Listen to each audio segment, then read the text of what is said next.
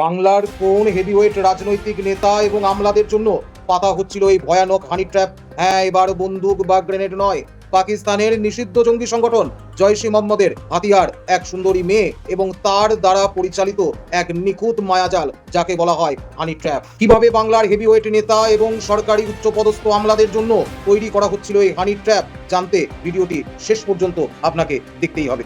হ্যাঁ, সিনেমা নয়, একদম বাস্তব। রাজ্য পুলিশের এসটিএফ এর হাতে গ্রেপ্তার জৈশ-ই মোহাম্মদের কুখ্যাত জঙ্গি হামিম মণ্ডল বর্ধমান থেকে, এবং তাকে গ্রেপ্তারির পরেই জেরায় জানা গেছে এই অপরূপ মায়াজালের কথা, যার মাধ্যমে ভাসানো এবং ব্ল্যাকমেল করে রাষ্ট্রের এবং দেশের গুরুত্বপূর্ণ তথ্য হাতিয়ে নেওয়ার চেষ্টার, এমনকি রাজনৈতিক নেতা এবং উচ্চপদস্থ আমলাদেরকে কিডন্যাপ করার মতো অ্যাসাইনমেন্টও কমপ্লিট করা হতো এই হানি ট্র্যাপের মাধ্যমে। আর এই হামিম মণ্ডল কোনো সাধারণ জঙ্গি নয়, পুলওয়ামা মামলার সঙ্গে যুক্ত সাজ্জাদ ভাটের অত্যন্ত ঘনিষ্ঠ এই হামিম মণ্ডল। আর এই হামিম মণ্ডলকে জেরাতেই জানা গেছে রাজ্যের মাননীয় মুখ্যমন্ত্রী শুভেন্দু অধিকারীর কনভয়ের গতিবিধির ওপরেও নাকি নজর রাখছিল এই জৈশী জঙ্গি। কিন্তু প্রশ্ন হচ্ছে, এই ভয়ানক নাশকতার ছকে হামিমের প্রকৃত সঙ্গী বা হাতিয়ার কি ছিল? হাতিয়ার ছিল তার বান্ধবী অর্পিতা সরকার, যাকে আজ ঝাড়খণ্ড থেকে সকালেই গ্রেপ্তার করেছে এসটিএফ।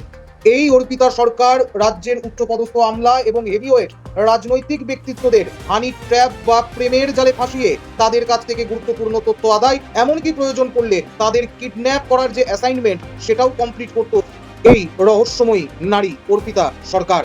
একজন নিউজ অ্যানালিস্ট এবং এডুকেটর হিসাবে আমি সমাজের উদ্দেশ্যে একটা কথাই বলতে চাই, যে এখন যুদ্ধে আর বন্দুক গ্রেনেড নয়, এখন হলো 5th জেনারেশন ওয়ারফেয়ারের যুগ।